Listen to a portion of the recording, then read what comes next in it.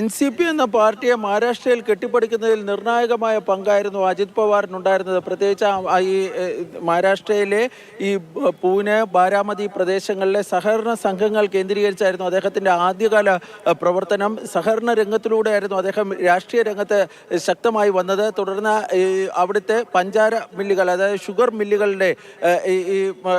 Sugar മില്ലുകൾ കേന്ദ്രീകരിച്ചുള്ള പ്രവർത്തനം അദ്ദേഹം നടത്തിയിരുന്നു. ഈ NCPയെ ഏറ്റവും വലിയ മഹാരാഷ്ട്രയിലെ ഈ സാമ്പത്തികമായി ശക്തിയുള്ള ഒരു പാർട്ടിയായി മാറ്റുന്നതിലും അജിത് പവാറിന്റെ പങ്ക് വളരെ നിർണായകമായിരുന്നു. കാരണം അദ്ദേഹത്തിന്റെ അമ്മാവൻ ശരത് പവാർ ദേശീയ രാഷ്ട്രീയത്തിൽ ശക്തമായിരുന്നപ്പോൾ NCP എന്ന പാർട്ടിയെ മഹാരാഷ്ട്രയിൽ കൊണ്ടു നടന്നിരുന്നത് അജിത് പവാറാണ്.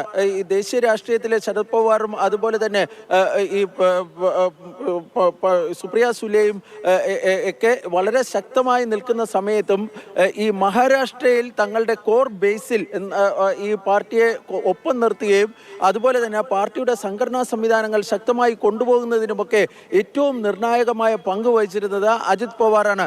ഒരു ഘട്ടത്തിൽ ഈ ശരത് പവാറിന്റെ പിൻഗാമിയായി ഈ പവാർ രാഷ്ട്രീയത്തിൽ അല്ലെങ്കിൽ പവാർ കുടുംബത്തിൽ നിന്ന് വരിക അജിത് പവാർ ആണ് എന്ന തരത്തിലൊക്കെയുള്ള വാർത്തകളൊക്കെ പുറത്തു വരികയൊക്കെ ചെയ്തിരുന്നു. പക്ഷേ പിന്നീടാണ് ശരത് പവാറിന്റെ മകൾ സുപ്രിയ സുലെ രാഷ്ട്രീയത്തിൽ സജീവമാകുന്നത്. തുടർന്ന് സുപ്രിയ സുലെ തന്റെ പിതാവിന്റെ പാത പിന്തുടർന്ന് ദേശീയ രാഷ്ട്രീയത്തിൽ ശക്തമായി കേന്ദ്രീകരിച്ചപ്പോൾ ഈ NCP രാഷ്ട്രീയത്തിൽ മഹാരാഷ്ട്രയിലെ NCPയെ കൊണ്ടു നടന്നിരുന്നത് അജിത് പവാറാണ്.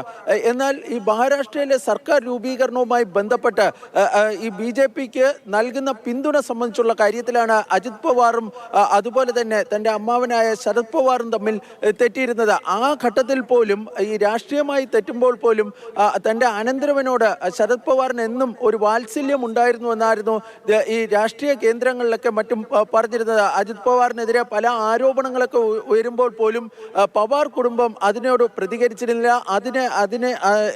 അത്തരം ആരോപണങ്ങളിൽ അദ്ദേഹത്തെ കുറ്റപ്പെടുത്തുകയും മറ്റും ചെയ്തിരുന്നില്ല. പവാർ കുടുംബത്തിലെ ആരും ഈ അജിത് പവാറിനെതിരെ ഏതെങ്കിലും തരത്തിലുള്ള ആരോപണങ്ങൾ ഉന്നയിച്ചിരുന്നില്ല എന്നതും ഇരു കുടുംബങ്ങളും തമ്മിലുള്ള ബന്ധം ഊഷ്മളമായി തുടരുന്നു എന്നതിൻ്റെ വ്യക്തമായ സൂചനയായിരുന്നു. പക്ഷേ കഴിഞ്ഞ നിയമസഭാ തെരഞ്ഞെടുപ്പിൽ ഈ അജിത് പവാറിന്റെ ഭാര്യ സുനേത്ര പവാർ ഈ ബാരാമതിയിൽ മത്സരിക്കുന്നു. ശരത് പവാർ സ്വന്തം സ്ഥാനാർത്ഥിയെ നിർത്തുന്നു. ആ ഘട്ടത്തിൽ മാത്രമാണ് യഥാർത്ഥത്തിൽ ഈ ശരത് പവാറും അജിത് പവാറും തമ്മിൽ നേർക്കുനേർ നടത്തുന്ന ഒരു പോരാട്ടത്തിലേക്ക് ഈ ബാരാമതി സാക്ഷ്യം വഹിച്ചിരുന്നത്. പക്ഷേ അപ്പോഴും ശരത് പവാറിനോടൊപ്പമായിരുന്നു ജനം നിന്നിരുന്നത്.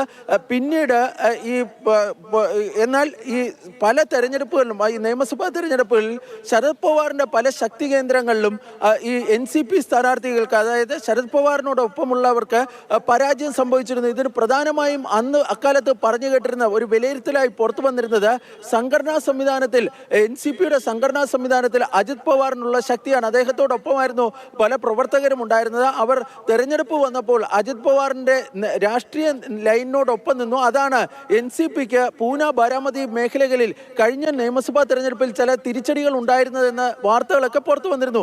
എന്നിട്ടും ഈ ദേശീയ രാഷ്ട്രീയത്തിലും മറ്റും UPAയ്ക്കൊപ്പം തന്നെ ശരത് പവാർ തുടർന്നു. മഹായുതി സഖ്യവും NDAയ്ക്കുമൊപ്പം അജിത് പവാറും തുടരുകയാണ് ഉണ്ടായിരുന്നത്.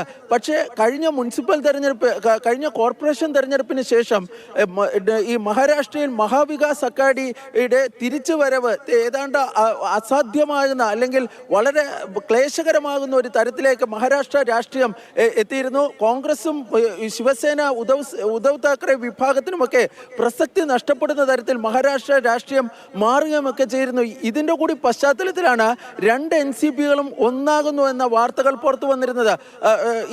ഇപ്പോൾ തദ്ദേശ തെരഞ്ഞെടുപ്പ് നടക്കുന്നുണ്ട്. ആ തദ്ദേശ തെരഞ്ഞെടുപ്പിൽ ചില സ്ഥലങ്ങളിലൊക്കെ ഈ ശരത് പവാറിന്റെ വിഭാഗവും അജിത് പവാറിന്റെ വിഭാഗത്തിനും ഒറ്റ സ്ഥാനാർത്ഥിയാണ് ഉള്ളത്.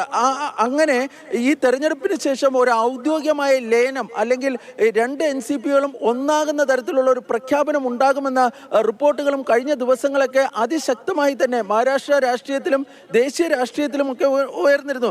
ഇതിന് പിന്നാലെയാണ് തികച്ചും അവിചാരിതമായി ഇപ്പോൾ അജിത് പവാറിന്റെ മരണം സംഭവിച്ചിരിക്കുന്നത്. അജിത് പവാർ ഇന്നലെ മുംബൈയിൽ ഉണ്ടായിരുന്നു. ഇന്നലെ മുംബൈയിൽ അദ്ദേഹം ഈ മഹാരാഷ്ട്ര ക്യാബിനറ്റ് യോഗത്തിൽ, മന്ത്രിസഭാ യോഗത്തിൽ പങ്കെടുത്തിരുന്നു. ദേവേന്ദ്ര ഫട്നാവിസിന്റെ നേതൃത്വത്തിൽ ഈ മഹാരാഷ്ട്രയിലെ ഇൻഫ്രാസ്ട്രക്ചർ ഡെവലപ്മെന്റുമായി ബന്ധപ്പെട്ട വൈകിട്ട് ഒരു യോഗം ചേർന്നിരുന്നു. ആ യോഗത്തിലും അജിത് പവാർ പങ്കെടുത്തിരുന്നു. ആ യോഗം വളരെ നീണ്ടുപോയിരുന്നു. യോഗത്തിനായി, അടുത്ത തെരഞ്ഞെടുപ്പ് പരിപാടിക്കായി അദ്ദേഹം യാത്ര ചെയ്യുകയായിരുന്നു. ആ യാത്രക്കിടെയാണ് 8:45 കൂടി ഈ ദുരന്തം സംഭവിക്കുന്നത് എന്നുള്ളതാണ് ബി ബാലഗോപാൽ വിവരങ്ങൾ പങ്കുവെക്കുന്നത്.